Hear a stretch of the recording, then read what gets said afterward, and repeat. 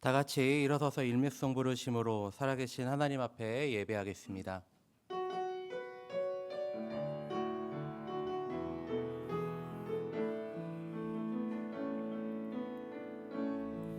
하늘의 문을 여소서, 이곳을 주목하소서.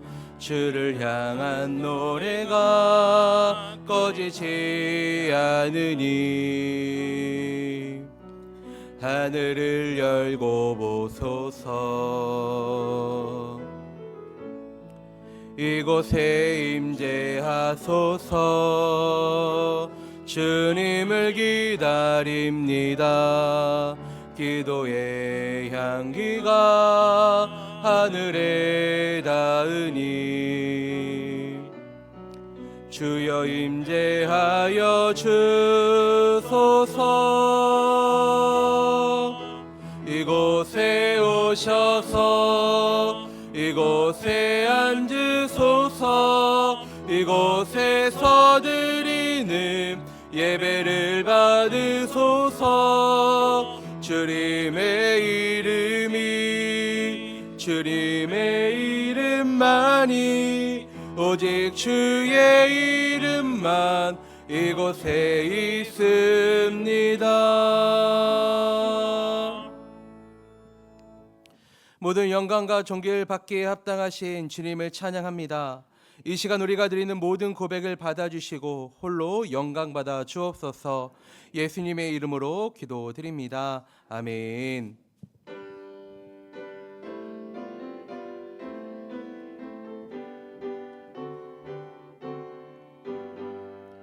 기뻐하며 경배하세.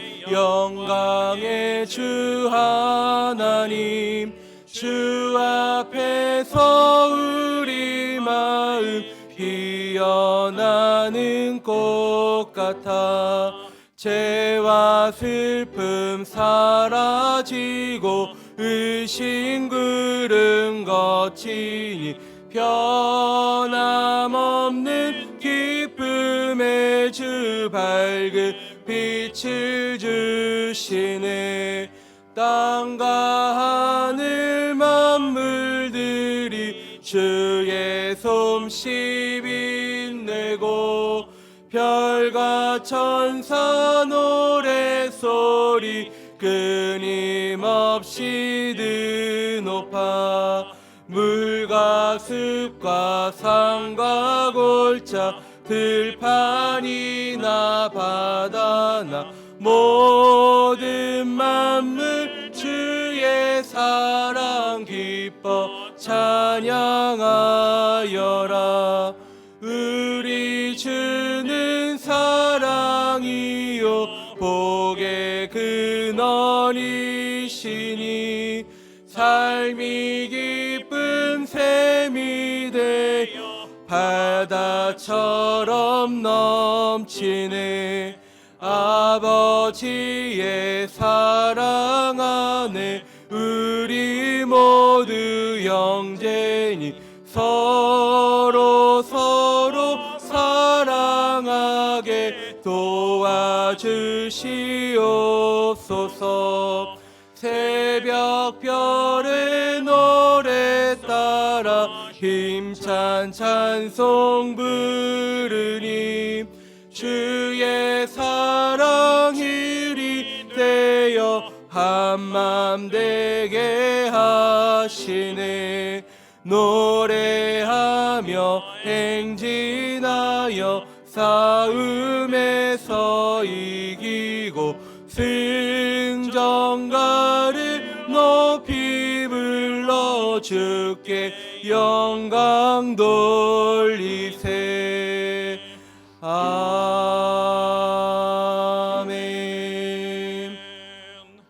나는 전능하신 아버지 하나님 천지의 창조주를 믿습니다.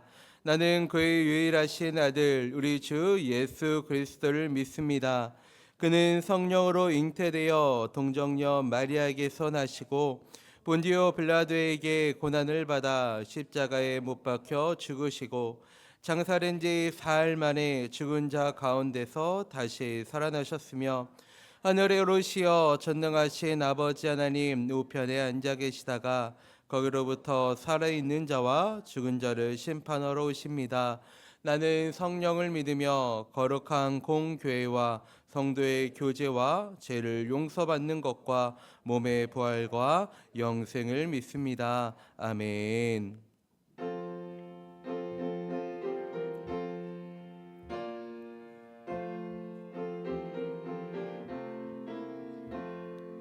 우리 주님 오신 가정, 복되고도 복된 가정, 괴로우나 즐거우나 주를 위해 살아가리. 온 식구가 모여 앉아 즐거우게 찬송하니 지금까지 지내온 것 주의 크신 은혜로다. 주의 자녀 모여 앉아 주께 기도드리오니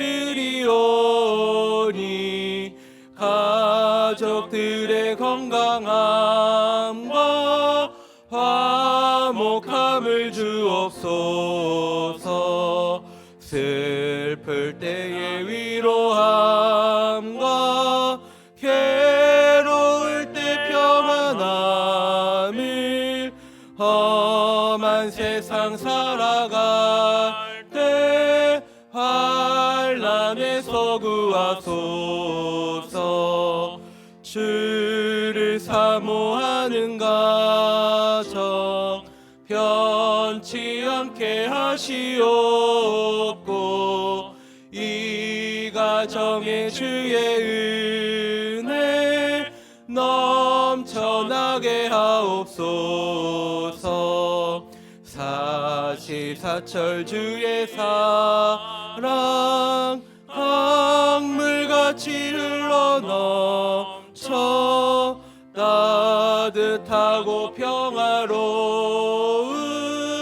복은 자리 주옵소서.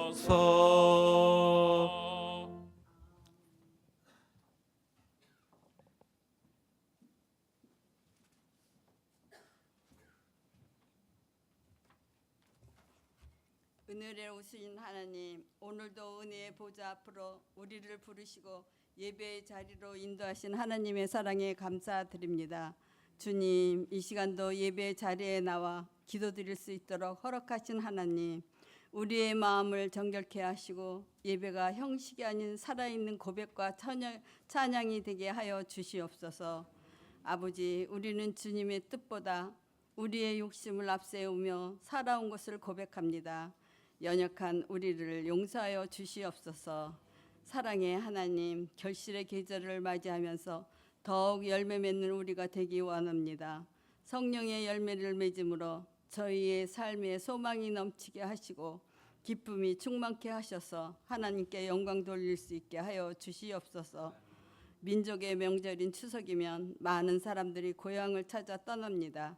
이처럼 자기가 태어나 자란 것을 잊지 못하고 다시 찾는 기서 본능을 보며 저희는 결코 주님 곁을 떠나서는 살 수 없는 존재라는 것을 깨닫게 하시고 고향 찾는 설레임으로 늘 주님을 가까이 할 수 있는 저희들 되게 하여 주시며 오고 가는 길 편안하고 안전하게 다녀올 수 있도록 함께하여 주실 줄 믿습니다. 이 시간 말씀을 들고 단위에 서신 김선임 목사님, 주의 영으로 충만케 하셔서 하늘의 권세와 능력으로 말씀을 선포하게 하시고 이른 아침부터 찬양을 드리는 카리스 찬양대 찬양 받아주실 줄 믿고 감사하며 예수님의 이름으로 기도드립니다. 아멘.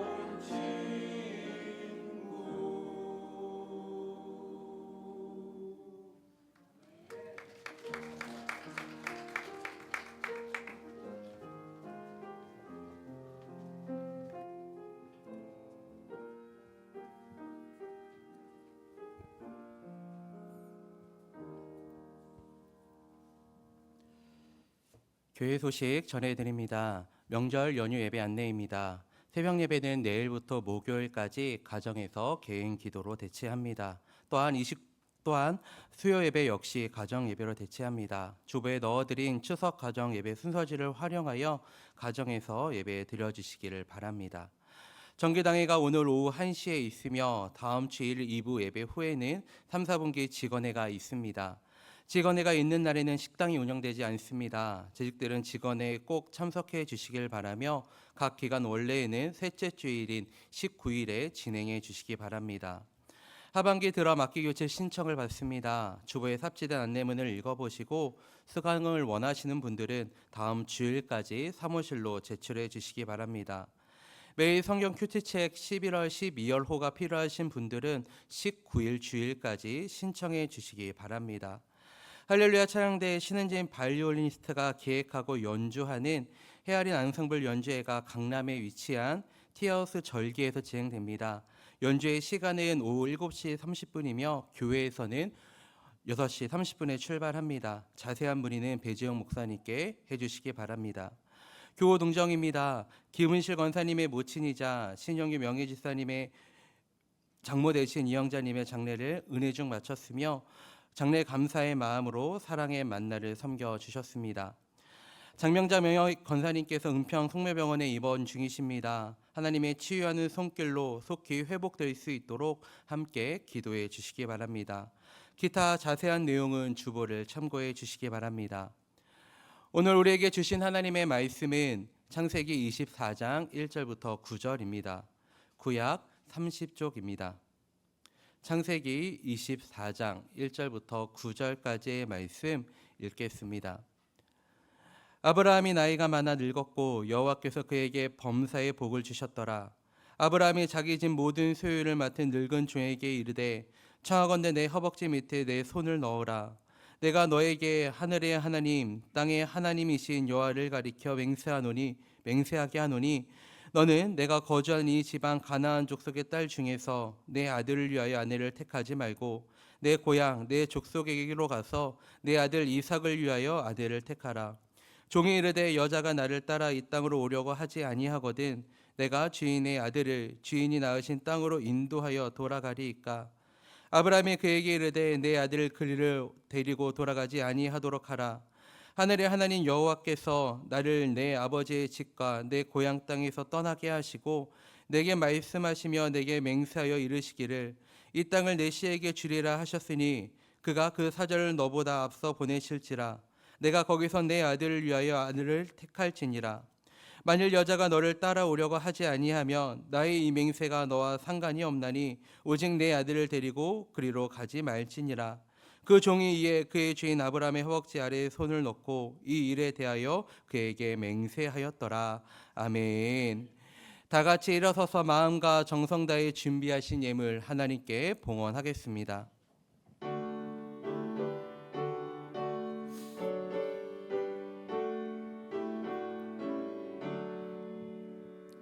내게 있는 모든 것을 아낌없이 드리네. 사랑하고 의지하며 주만 따라 살리라. 주께 드리네. 주께 드리네. 사랑하는 그 주 앞에 모두 드리네. 내게 있는 모든 것을 겸손하게 드리네. 세상 욕심 멀리하니 나를 받아주소서. 주께 드리네. 주께 드리네. 사랑하는 그 주 앞에 모두 드리네. 내게 있는 모든 것을 주를 위해 드리네.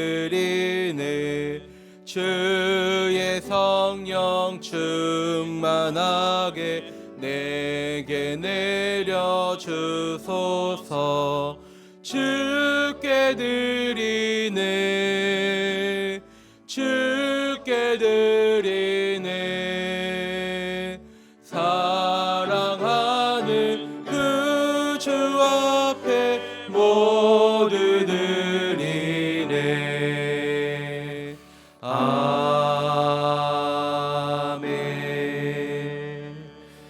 하나님 감사합니다. 오늘도 사모하는 마음으로 주님 앞에 나와 예배할 수 있도록 저희들을 불러주셔서 감사합니다.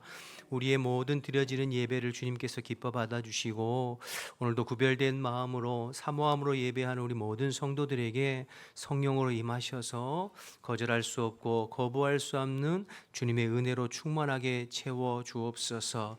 특별히 추석 명절 연휴 기간을 보내고 있습니다. 우리 성도들 오가는 발걸음을 안전하게 지켜주시고 또 주님만을 섬기고 예배하고 명절 기간 동안에 주님의 은혜 가운데 화목하고 또 행복한 복된 가정들이 다 될 수 있도록 은혜 베풀어 주옵소서. 어느 곳에 있든지 주님을 기억하게 하시고 또 주님 앞에 예배하는 성도들 되게 도와주시고 또 추석 연휴 기간에 우리의 마음이 흐트러지지 않도록 성령님께서 우리의 심령을 붙잡아 주옵소서. 이 시간도 주님의 은혜에 감사해서 예물 올려 드리오니 주님 기뻐 받으시고 우리 성도들의 모든 삶을 책임져 주시고 또 삶에 필요한 모든 부분들을 때를 따라 주님의 은혜로 공급하여 주옵소서. 특별히 우리 성도들의 연약한 육신을 주님께서 치료해 주시어서 속히 치료되고 회복되게 도와주시고 마음과 심령을 주님께서 붙잡아 주시어 그리스도의 의와 평강으로 담대하게 살아갈 수 있도록 은혜 베풀어 주옵소서. 하나님 주의 말씀 나눌 때에 성령이 교회에게 하시는 말씀이 증거되게 하시고 또 오늘 내게 주시는 말씀으로 들려질 수 있도록 도와주옵소서. 미련하고 연약한 종을 주님께 의탁하오니 주님께서 도와주실 줄 믿고 예수님 이름으로 기도드립니다. 아멘. 자리 앉겠습니다. 주 안에서 평안하셨습니까? 우리 인사할까요?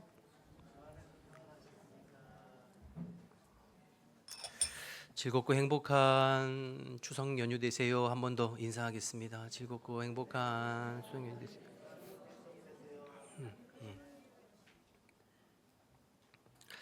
여러분, 우리나라 대한민국은 여러분들이 잘 아시는 바와 같이 지난 반세기 동안에 전 세계 사람들이 주목할 만큼 눈부신 발전과 경제 성장을 이루었습니다. 6.25 전쟁 이후에 폐허가 되어서 세계에서 가장 못 사는 나라로 손꼽히던 나라가 세계 경제 10대 강대국을 넘나든다고 할 정도로 아주 눈부신 성장을 이루었죠. 원조 받던 나라에서 원조하는 나라로 성장한 나라가 대한민국밖에 없다고들 이야기하지 않습니까? 너무 감사한 일이죠. 그런데 그렇게 급속도로 경제가 성장하고 사회가 발전하다 보니까 그 빠른 성장 뒤에 짙게 드리워진 어두운 그늘, 또 어두운 부분들이 있는 것도 사실이에요. 그래서 여러분 항상 OECD 국가 중에서 안 좋은 부분, 좋지 않은 부분에 1, 2위를 달리고 있는 그런 내용들이 항상 나와요. 그래서 대한민국이 OECD 국가 중에 자살률이 1위고 우울증 발병률도 1위고 스트레스 지수도 1위고 노인 빈곤율도 1위고 술 소비하는 그런 양도 1위고 이런 것들. 특별히 그 중에 이제 하나가 이혼율이 계속해서 대한민국이 OECD 국가 중에 1위를 달리고 있습니다. 안타까운 부분인 거죠. 한때 결혼한 부부 중에 33%가 이혼한다고 할 정도로, 그러니까 세 쌍 중에 한 쌍이잖아요. 정확한 통계인지는 모르겠습니다만 어쨌든 그렇게 이야기가 나올 정도로 그만큼 이 사회에 가정이 해체되고 가정이 무너지는 일들이 지금 벌어지고 있다는 거죠. 여러분, 가정은 우리가 알다시피 우리 인간 사회의 가장 기초가 되고 우리 사회와 국가의 기초를 이루는 것이 가정이에요. 여러분, 모든 매사가 그렇듯이 기초가 흔들리고 기본이 흔들리면 다 무너지는 거거든요. 여러분, 교회도 마찬가지예요. 그 교회의 건강도가 어느 정도인가를 체크하는 것 중에 중요한 부분이 그 교회를 이루는 성도 한 사람 한 사람의 가정이 건강한가 그렇지 않은가가 그 교회의 건강을 좌우하는 데 굉장히 중요한 역할을 합니다. 그러니까 가정은 참 우리의 삶의 기초가 되고 기본이 되고 너무 중요한 부분인데, 그럼 왜 가정들이 자꾸 무너지고 붕괴되고 해체되는가? 그것은 가정의 가장 기본의 토대를 이루는 성경적인 가정관, 성경적인 결혼관, 그러니까 하나님의 말씀을 토대로 해서 가정을 이루고 가정을 이끌어가는 그런 것들이 우리 안에 잘 정립되지 않아서 그런 것이 아닌가 생각이 되어져요. 여러분, 결혼은 인간이 만든 제도가 아니라 하나님께서 만든 제도예요. 처음에 아담을 깊이 잠들게 하신 후에 아담의 갈비뼈를 통해서 하와를 만드시고, 그 하와를 아담에게 인도하여 둘이 합하여 한 몸을 이룰 수 있도록 하신 분이 하나님이시잖아요. 그러니까 가정은 하나님이 만드셨고, 어떤 의미에서 그 가정의 첫 번째 주례자가 누구예요? 하나님이신 거죠. 그러니까 우리의 가정이 정말로 아름답고 복된, 하나님이 디자인하시고 하나님이 원하시고 계획하신 가정으로 꾸려지고 생활하기 위해서는 하나님의 말씀을 토대로 하여, 말씀이 결혼을 어떻게 하라고 하고 말씀이 가정을 어떻게 꾸려가라고 하는지 그 말씀을 기준으로 해서 가정이 이루어져 갈 때 건강한 가정, 행복한 가정이 되는 거죠. 이 부분에서 자꾸 빗나가고 벗어나게 되니까 힘들어지는 것입니다. 그런 의미에서 여러분, 오늘 창세기 24장인데요. 이 말씀을 통해서 우리가 어떻게 하면 하나님께서 기뻐하시는 아름다운 가정을 이루고 살 것인가 하는 부분에 대해서 조금 생각해 보려고 해요. 오늘 우리 순서에 따라서 창세기 24장인데요. 오늘 본문은 아브라함이 아들 이삭을 위하여서 며느리감을 얻는 내용이 24장 전체의 내용입니다. 그런데 여러분, 창세기가 총 몇 장으로 되어 있죠? 50장으로 되어 있어요. 50장 중에 가장 길게 가장 많은 절수로 기록된 장이 몇 장이게요? 이렇게 질문하면 딱 의도가 24장, 오늘 본문 24장이에요. 무려 67절이 기록되어 있어요. 그래서 너무 길어서 다 읽지는 않았습니다만 67절. 자, 그리고 또 하나는, 여러분, 우리가 지금 창세기 12장부터 지금 24장까지 왔는데 아브라함의 이야기였잖아요. 아브라함의 이야기가 창세기 24장부터 25장까지 이제 다음 장에 끝나요. 그런데 다음 25장은 아브라함의 죽음에 관하여서 기록한 장이에요. 그러면 오늘 24장은 아브라함이 죽기 전에 마지막 중요한 한 사건을 기록해 놓은 게 24장이거든요. 그런데 아브라함이 죽기 전에 마지막 중요한 사건을 기록했는데 그 사건이 뭐예요? 아들 이삭의 며느리감을 얻는 사건을 지금 그렇게 길게 기록하고 있다는 점이에요. 여러분, 이게 우연일까요? 그렇지 않아요. 그만큼 이삭의 며느리를 얻는 부분이 중요하다는 뜻입니다.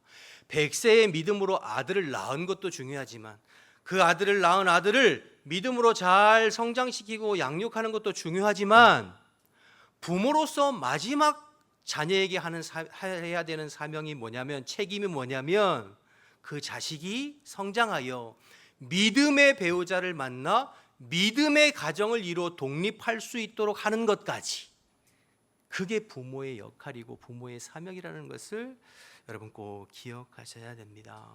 우리도 마찬가지이죠. 여러분이 믿음 안에서 자녀들을 낳아서 어려서부터 믿음으로 말씀으로 잘 양육하고 기르는 것 참 중요합니다. 그런데 부모로서 자녀들에게 마지막으로 해야 할 부모의 책임은, 자녀들이 믿음의 배우자를 만나 믿음의 가정을 이루어 이 믿음의 유산을 계속해서 이어갈 수 있도록 힘쓰는 것, 그게 부모의 역할이요 부모의 마지막 사명이라는 것을 여러분 꼭 기억하실 수 있기를 바랍니다. 그냥 공부 잘 시켜서 좋은 대학 좋은 직장 보내는 것만이 부모의 역할이 아니에요. 결혼 너 하고 싶은 대로 너가 좋아하는 사람 사랑하는 사람 만나서 행복하게 살아라, 그게 부모의 역할이 아니라 내 자녀들이 믿음의 배우자를 만나서 믿음의 가정을 이루어 신앙을 계속 이어갈 수 있도록, 신앙의 아름다운 가정을 이룰 수 있도록 힘써야 될 책임이 누구에게 있다고요? 부모에게 있는 거예요. 부모에게. 오늘 아브라함의 일생의 마지막 그가 한 중요한 일이 이삭의 며느리를 얻는 일이었다라는 것을 여러분 잊어서는 안 됩니다. 사랑하는 여러분, 이미 자녀들을 결혼시키고 출가한 분들이 어떻게 하겠어요? 그거 모를 수도 없고. 그런데 아직 결혼시키지 않은 자녀가 있다면 오늘 말씀을 통해서 여러분 기도하시면서 믿음의 부모가 마지막 책임져야 할 것은 자녀를 믿음의 배우자를 통해서 믿음의 가정을 이룰 수 있도록 하는 것이다. 그리고 결혼해서 출가해서 믿음의 가정을 이루면 그 다음부터 그 가정은 독립된 가정으로 그 다음 신앙의 이야기를 이어가는 거예요. 여러분 오늘 24장에 아브라함이 그 사명을 감당하고 25장에 죽어요. 그리고 25장 이후부터는 누구 얘기가 나올까요? 이삭의 이야기, 믿음의 다음 세대의 이야기가 나오는 거거든요. 여러분 꼭 기억하셔서 거기까지가 부모의 마지막 역할임을 기억하고 기도하면서 우리의 자녀들이 믿음의 배우자를 얻을 수 있도록 힘쓰는 저와 여러분 되시기를 주님의 이름으로 축복합니다. 2절부터 4절 말씀 한번 보겠습니다. 2절부터 4절.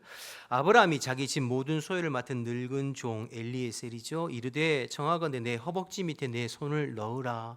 내가 너에게 하늘의 하나님 땅의 하나님이신 여호와를 가리켜 맹세하게 하노니 너는 내가 거주하는 이 지방 가나안 족속의 딸 중에서 내 아들을 위하여 아내를 택하지 말고 내 고향 내 족속에게로 가서 내 아들 이삭을 위하여 아내를 택하라. 아브라함이 이삭의 며느리를 얻는 일을 할 때 가장 믿을 만한 늙은 종 엘리에셀을 보내요. 그런데 여러분 2절에 보시면 아브라함의 허벅지 밑에 손을 놓고 맹세를 시키는 내용이 나오잖아요. 허벅지 밑이 어디예요? 사타구니. 그럼 사타구니 밑에 뭐가 있죠? 생식기가 달려 있잖아요. 그러니까 거기에 손을 넣는다는 것은 생식기는 생명을 상징하거든요.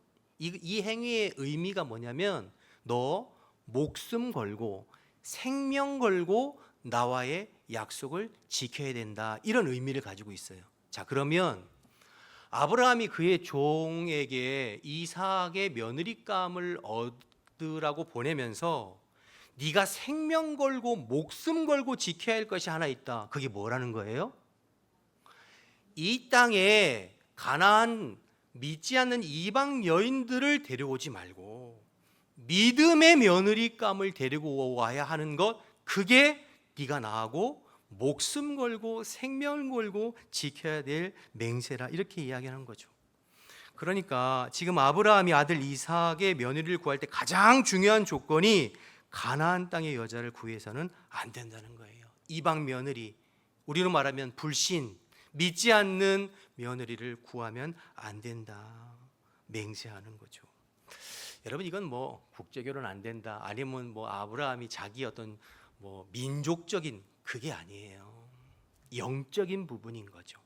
신앙적인 부분인 거죠. 하나님을 알고 하나님을 믿고 하나님을 섬기는 여인을 며느리로 얻어야 한다. 그것이 목숨 걸고 지켜다오 맹세시키는 거예요. 여러분 참 중요해요.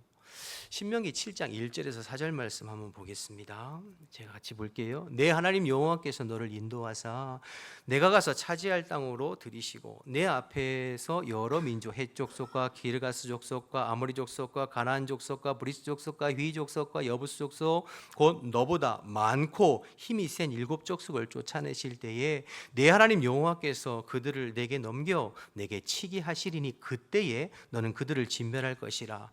그들과 어떤 언약도 하지 말 것이요 그들을 불쌍히 여기지도 말 것이요. 그 다음 보세요. 3절 또 그들과 뭐 하지 말라고요? 혼인하지 말지니 내 딸을 그들의 아들에게 주지 말 것이요 그들의 딸도 내 며느리로 삼지 말 것은, 이렇게 해야 하는 중요한 이유가 있어요. 4절 그가 내 아들을 유혹하여 그가 여호와를 떠나고 다른 신들을 섬기게 함으로 여호와께서 너에게 진노하사 갑자기 너희를 멸하실 것이기 때문입니다. 이 말씀은 모세를 통해서 이스라엘 백성들 가나안 땅 들어가기 전에 요단 동편에서 모세를 통해서 이스라엘 백성들에게 주신 말씀이에요. 그런데 너희들이, 하나님께서 모세를 통해서 가나안 땅 들어가서 하지 말아야 할 일을 당부하는 것 중에 하나가 뭐예요? 그 땅의 이방 여인들과 이방 사람들과 통혼하지 말아라. 그런데 그 이유가 뭡니까? 그들이 너희를 유혹해서 여호와를 버리고 이방신을 섬기도록 할 것이기 때문에, 그러니까 신앙의 문제, 영적인 문제이기 때문에 통혼하지 말아라, 이렇게 말씀하시는 거죠. 그런데 이 당부를 지금 누구 얘기하세요? 너희들의 딸들, 너희들의 아들들이라고 했으니까 누구에게 당부하는 거예요?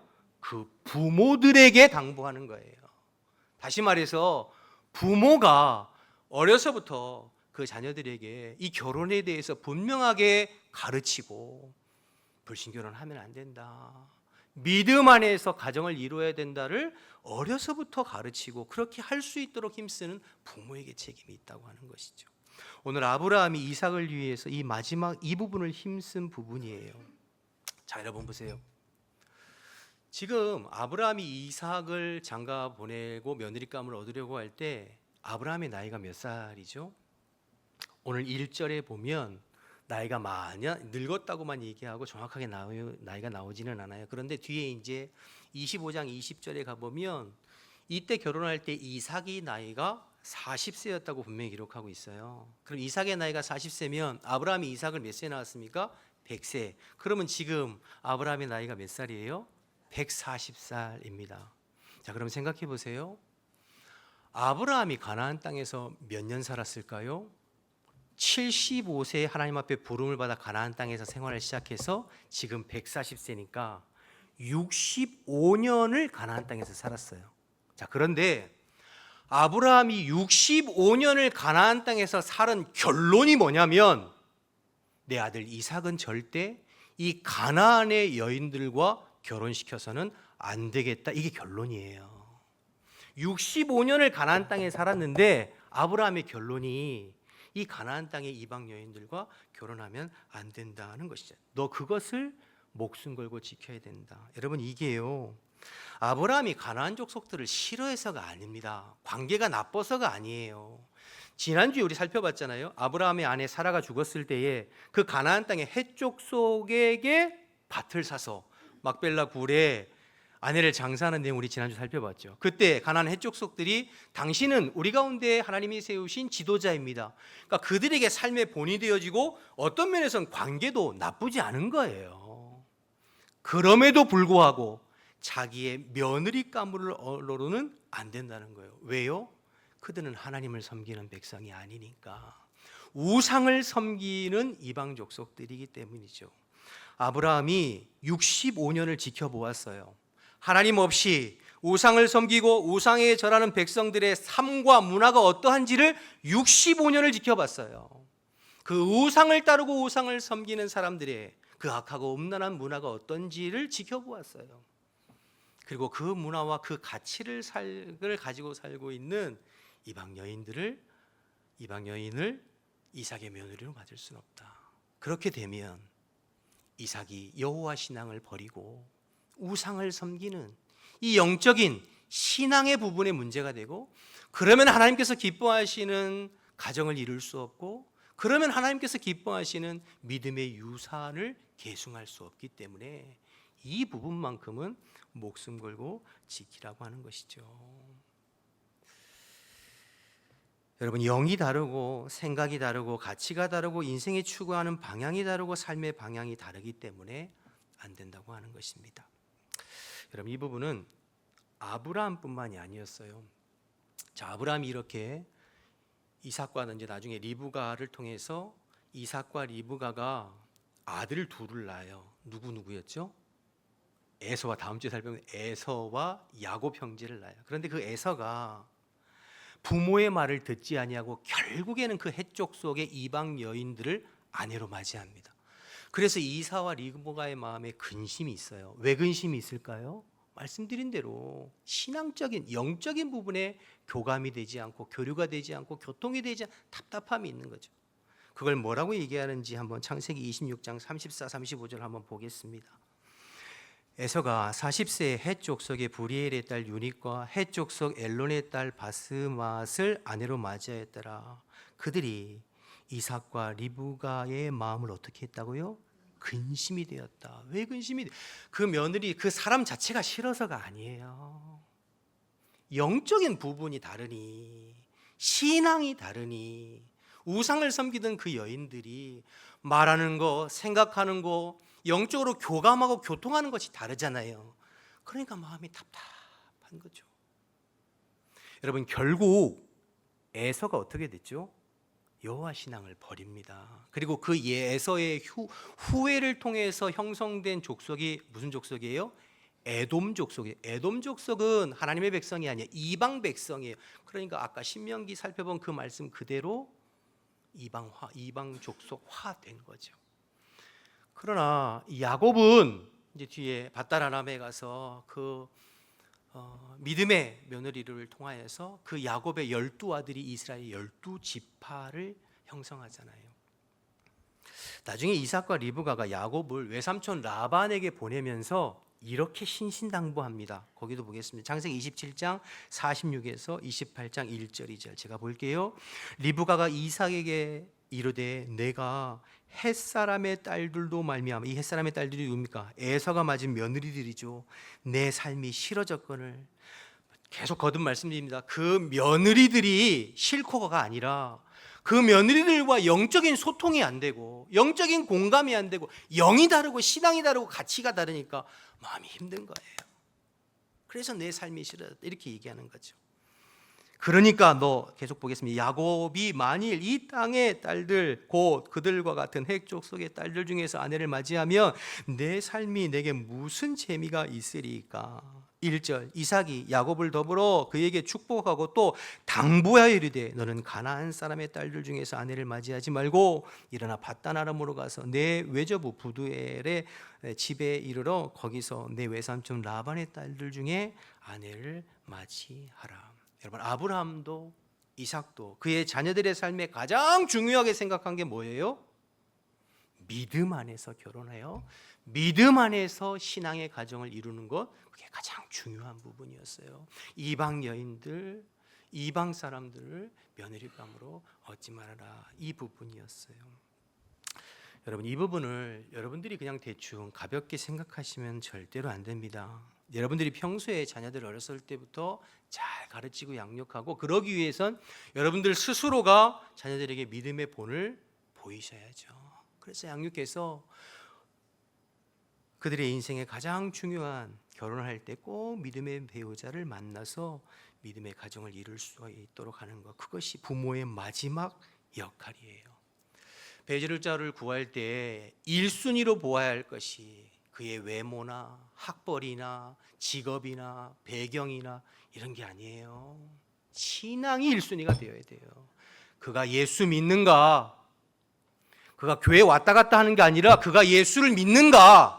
정말 예수님을 인격적으로 만나고 예수님을 깊이 알고 주를 위해 헌신된 삶을 살아가는 사람인가? 그게 1순위가 되어야 돼요. 여러분 가끔 신방하면서 우리 권사님들 집사님들 사위나 며느리 자랑할 때 아유 목사님 이번에 우리 사위 며느리 얼마나 좋은 사람 얼마나 키도 크고 이쁘고 뭐 학벌도 스카이 나왔어요. 스카이. 그리고 뭐 직장도 좋고 연봉이 얼마고 뭐 서울에 아파트가 있고 얼마나 좀 그런데 목사님 한 가지 아쉬운 게 있다면 신앙생활 안 하는 게 아쉽습니다. 그렇게 말하시는 분들이 있어요. 여러분 가로 안에 플러스라도 가로 밖이 마이너스면 그 답은 마이너스예요. 앞에 아무리 좋은 게 붙었어도 예수 믿지 않으면 신앙생활 하지 않으면 그게 무슨 소용이 있어요. 어떤 분들은 이렇게 이야기하실 수 있어요. 목사님이 현실을 몰라서 그래요. 믿음의 배우자 얻는 게 얼마나 힘든 일인 줄 아세요? 그거 기다리다가 결혼 정력이 놓치고 얼마나 힘든 건지 아세요? 예, 힘든 건 줄 알죠. 왜 모르겠어요. 그러나 현실이 힘들고 어렵다고 하나님의 말씀을 저버리면 그 다음부터 여러분 영적으로 참 힘든 길을 걸어가실 수밖에 없는 겁니다. 여러분 오늘 아브라함이 보세요. 아브라함의 이 일은 쉬운 일일까요? 지금 아브라함이 살고 있는 가나안 땅에서 저 밧단아람 그 하란 땅까지는 약 800km 정도 떨어졌습니다. 지금이야 뭐 800km 차도 있고 뭐 비행기도 있고 뭐 고속도로 뭐 기차도 있고 그러나 그때 당시에 800km는 엄청난 거리예요. 그리고 기약도 없고 하지만 아브라함이 하나님 앞에 믿음으로 기도하며 결단하고 종을 떠나보냅니다. 내용이 길어서 다 살펴보지는 않겠습니다만 하나님께서 얼마나 기도하면서 결단하며 믿음으로 떠날 때 하나님께서 가장 좋은 리브가를 그 가정에 이삭에게, 아브라함에게 예배해 두셨던 것을 보게 됩니다. 여러분, 어떤 분은 또 이렇게 물으시는 분이 있어요.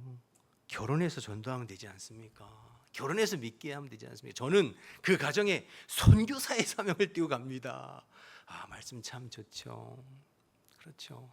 그러나 여러분, 말씀을 자꾸 우리식으로 합리화하면 힘들어요. 물론 특별한 하나님의 사명을 받아서 그 일들을 감당하시는 분들이 있어요.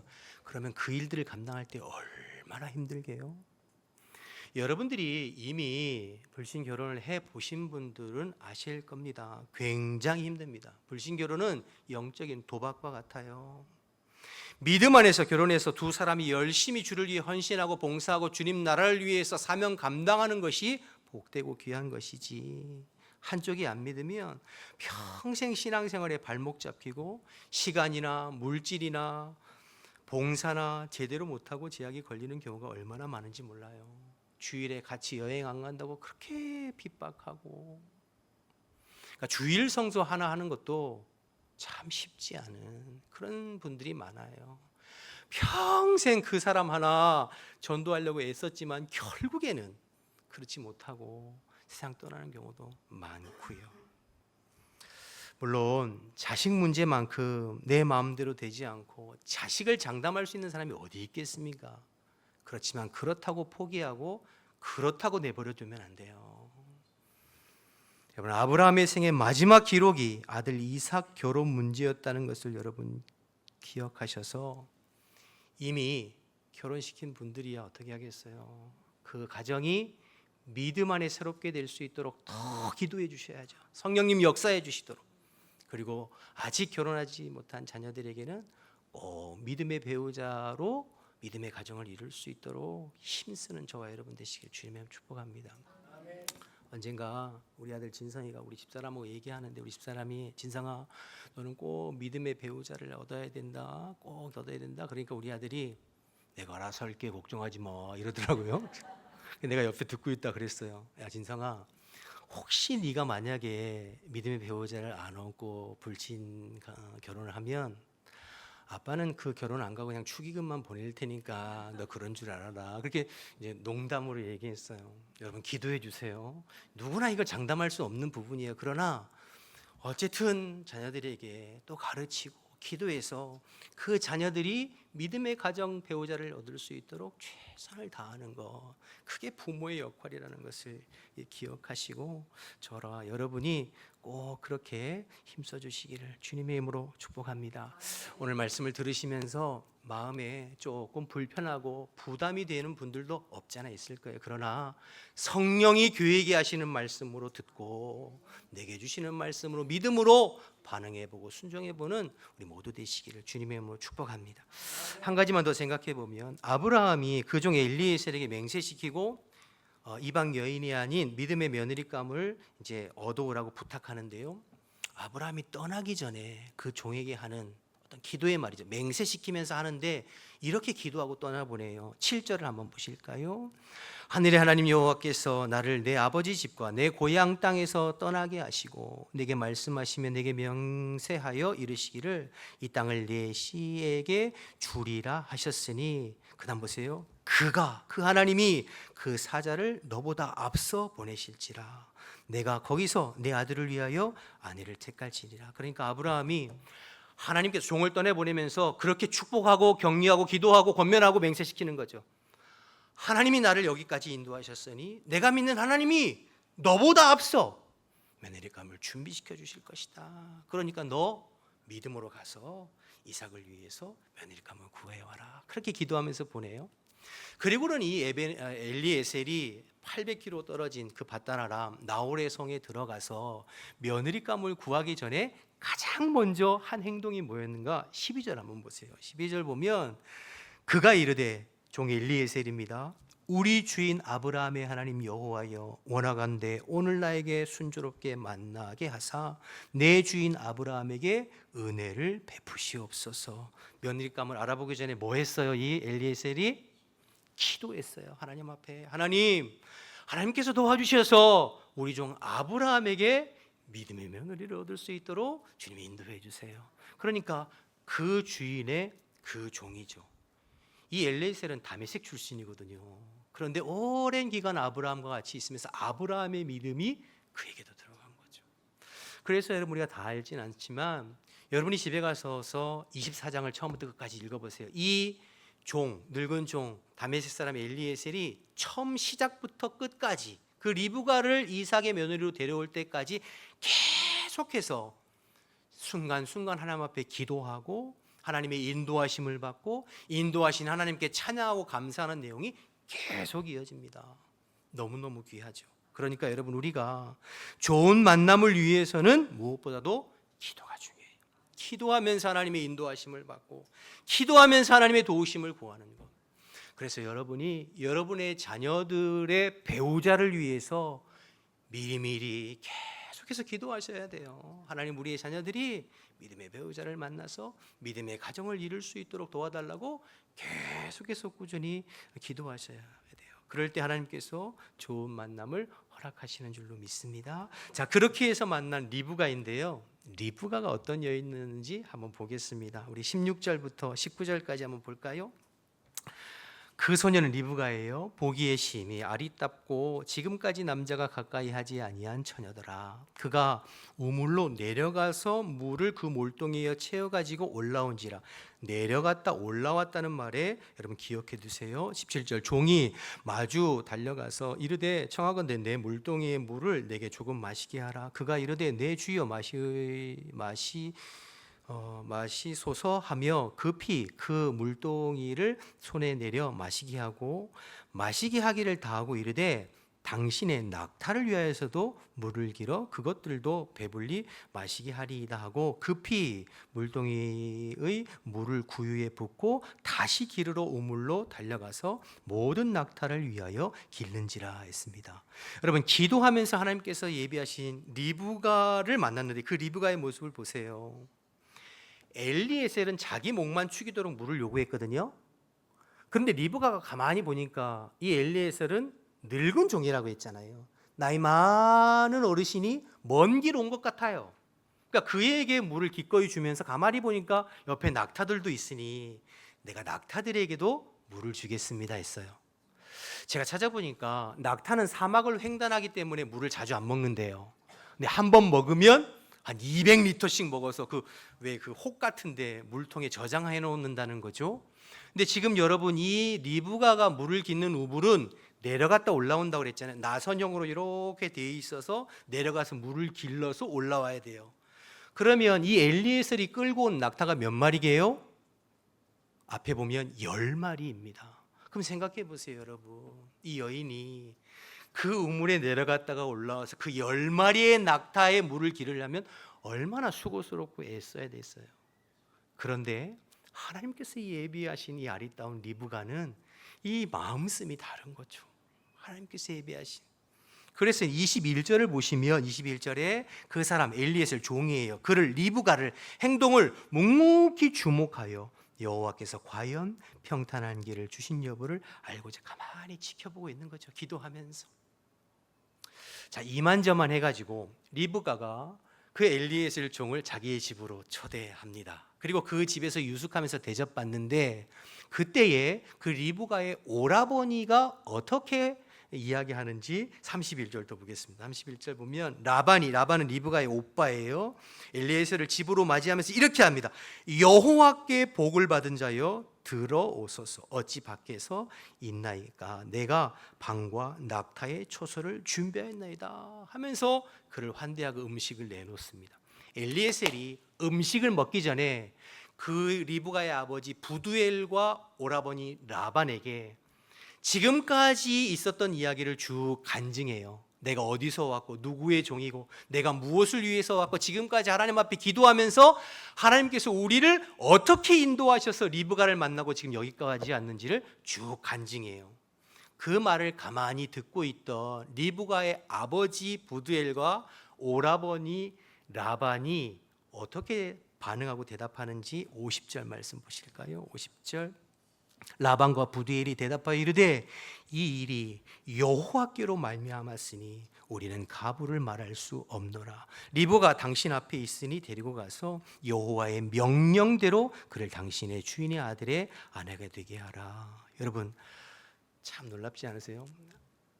하나님 앞에서 아브라함과 그의 종이 기도하면서 그 먼 길을 떠났는데 하나님께서 그 결단과 그 기도와 그 마음을 보시고 그 사돈될 그 집안을 보니까 그 아버지도 그 오빠도 리브가도 하나님 앞에서 생각하고 말하고 행동하는 믿음의 가정을 딱 만나게 해주시는 거죠. 중요한 건 당사자인 리브가와 이삭이잖아요.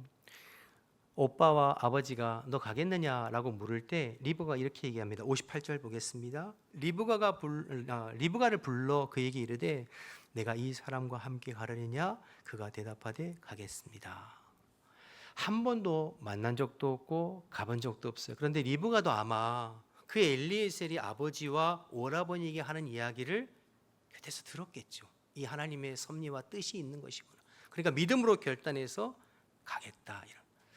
여러분 제가 지금 무슨 말씀을 하고 싶은 거냐면 우리가 힘들고 어렵다고 현실을 이야기하지만 우리가 믿음으로 결단하고 기도하고 준비하고 행하면 하나님께서 믿음의 배우자와 믿음의 가정을 준비하시고 만나게 하시는 줄로 믿습니다. 여러분 마지막으로 한 사람 남았어요. 오늘 이 본문의 주인공이 누구죠? 이삭이에요. 그러면 이삭은 이 결혼에 아무것도 안 하고 그냥 가만히 있었느냐? 거기만 보죠.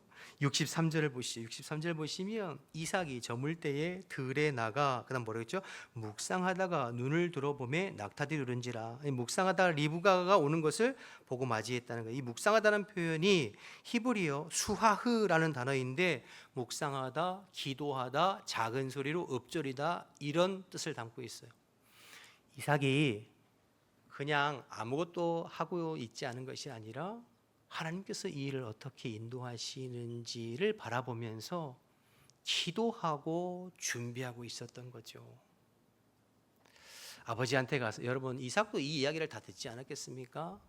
40이에요. 아버지 내 결혼 내가 알아서 할게요. 내 나이 40이에요. 아버지 상관하지 마세요. 그런 게 아니에요. 아버지께서 기도하면서 종과 행하는 일들을 다 들었을 거예요. 그때 이삭이 마음이 들떠가지고 예쁜 여자 데리고 와야 되는데 이런 생각을 한 것이 아니라 들판에서 묵상하고 기도하며 하나님께서 이 일을 어떻게 인도하셔서 나에게 꼭 맞는 배우자를 인도하시는지를 기도하면서 기다렸다는 거죠. 그러니까 여러분 창세기 24장의 이삭과 리브가 이 두 사람의 결혼을 보면 믿음의 가정을 이루는 것을 보면 어느 한 사람에 의해서 된 것이 아니라 처음부터 끝까지 하나님의 섭리와 은혜와 인도하심이 있었는데 그 일을 위해서 오늘 본문에 나온 사람들을 면밀히 들어보면 첫째, 기도하면서 이 일을 준비하고 이 일을 진행하고 있었다는 거죠. 기도하면서 결혼을 준비하고 결혼을 진행함. 두 번째, 여러분 좋은 만남을 위해서는 내가 좋은 사람이 되어야 된다는 것을 깨닫게 돼요. 여러분 리브가의 마음씀이나 이삭의 기도하는 모습이나 어쩌면 둘이 그렇게 잘 어울려요. 또 아브라함의 가정이나 또 리브가의 가정의 모습이 또 그렇고요. 그래서 좋은 사람이 좋은 사람을 알아보는 것이고 믿음의 사람이 믿음의 사람을 알아보는 것이고 좋은 만남을 위해서는 내가 좋은 사람으로 준비되어져야 합니다. 여러분 우리가 믿음의 좋은 배우자를 만나 믿음의 좋은 가정을 이루기 위해서는 내가 먼저 하나님 앞에 좋은 믿음의 사람으로 준비되어져요. 나와 내 가정, 내 자녀들이 믿음 안에서 좋은 사람으로 준비되어져서 하나님 앞에 기도함으로 결혼을 이루어갈 때 하나님의 예비하심과 섭리와 인도하심 가운데 믿음의 배우자를 만나 하나님 기뻐하시는 믿음의 가정을 이루고 믿음의 유산을 계속 이어가게 되는 줄로 믿습니다. 사랑하는 여러분, 시대는 다르고 상황은 다르고 환경은 다릅니다. 그러나 하나님 말씀의 이면에 흐르는 만남의 원리, 결혼의 원리, 가정의 원리는 똑같습니다. 오늘 말씀을 통해서 아브라함의 마지막 사명이 아들 이삭을 믿음의 가정으로 세워가는 데 힘쓰는 것임을 기억하고 저와 여러분의 자녀들에게 어려서부터 잘 신앙으로 교육하고 가르치고 해서 그들이 믿음의 배우자로 만나서 결혼하여 가정을 이룰 수 있도록 힘써 주시고 이것을 위해서 늘 기도로 준비하며 나와 내 자녀들이 믿음으로 잘 준비되어 하나님의 은혜와 섭리 가운데 믿음의 복된 가정을 이루고 그래서 이 믿음의 유산이 계속 이어져가 하나님께서 기뻐하시는 귀한 가정들로 세워져 가는 은혜가 저와 여러분 우리 모두에 있기를 주님의 이름으로 축복합니다. 우리 다 같이 일어나셔서 찬양하고 한번 기도하겠습니다.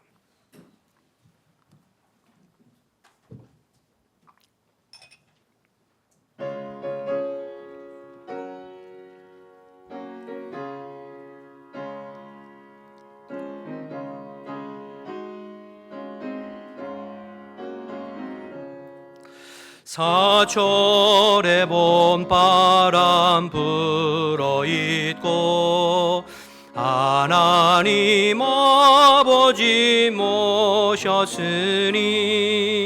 믿음의 반석도 든든하다 우리 집 즐거운 동산이라 고마워라 임마누엘 예수만 섬기는 우리지 고마워라 임마누엘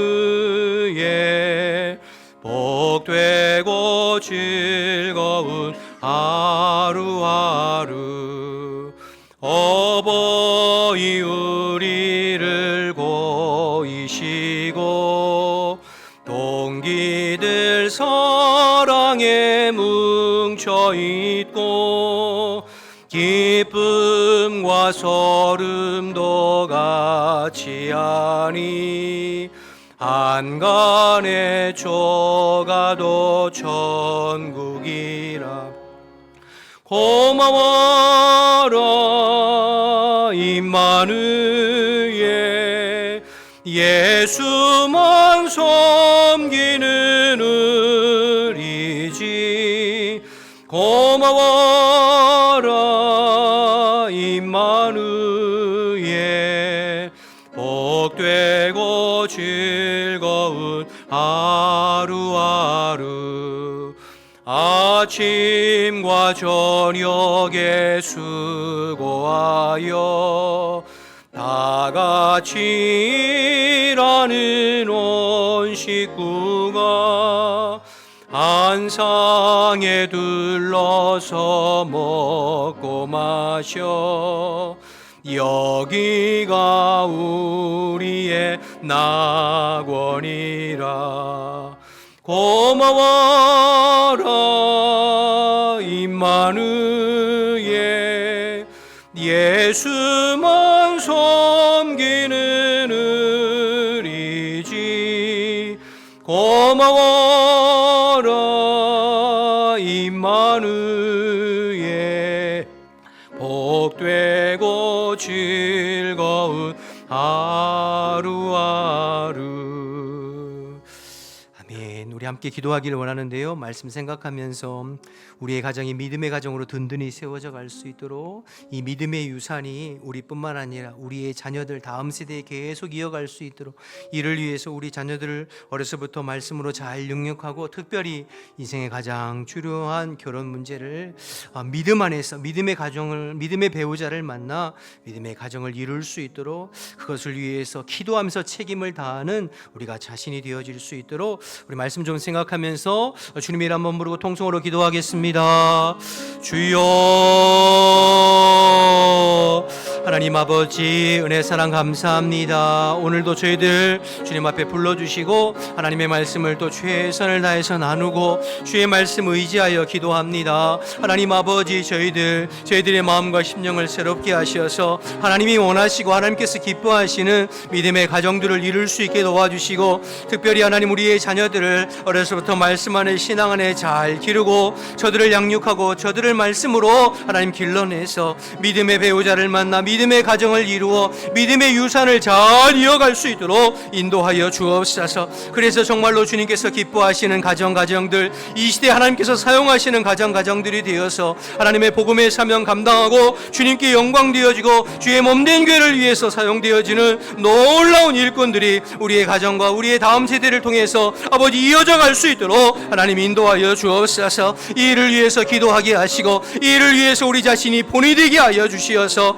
하나님의 말씀에 믿음으로 반응하고 순종하여 믿음의 가정들을 이룰 수 있도록 인도하시고 오직 예수님만 섬기는 우리 집 오직 예수님께만 쓰임받는 우리의 가정들이 다 될 수 있도록 하나님 인도하여 주옵소서. 명절 연휴 기간에 우리 모든 성도들의 가정을 주님께서 기억하시고 복음 안에서 하나 되게 하시고 믿음 안에서 하나 되게 하시고 믿음 안에서 복된 가정 이루어 갈 수 있도록 성령님 역사하시고 도와주시고 은혜 베풀어 주시옵소서. 오 주님께서 함께 하시고 도와주시옵소서.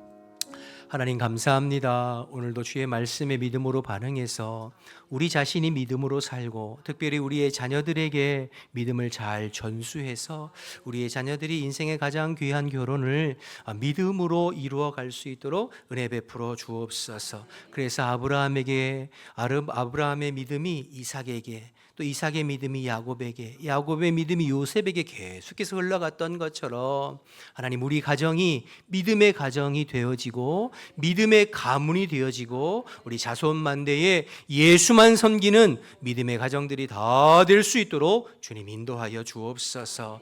아버지 삶의 현실이 세상이 참 만만치 않지만 하나님의 말씀에 믿음으로 결단하고 반응하게 하시고 또 하나님 우리의 가정들을 두루 살펴주시어서 믿음의 가정으로 거듭나고 새로워질 수 있도록 은혜 베풀어 주옵소서. 명절 연휴 기간에 주님께서 모든 성도들의 가정을 지켜주시고 예수만 섬기고 예수만 예배하고 예수님으로 인하여서 기쁘고 하나 되는 복된 가정을 이룰 수 있도록 복 내려 주옵소서. 이제는 우리 주 예수 그리스도의 은혜와 하나님 아버지의 크신 사랑과 성령의 교통하심이 오늘도 하나님의 말씀에 믿음으로 반응하기를 결단하는 우리 모든 성도들의 심령과 삶과 가정 가운데 지금부터 영원토록 함께 하시기를 간절히 축원하옵나이다. 아멘.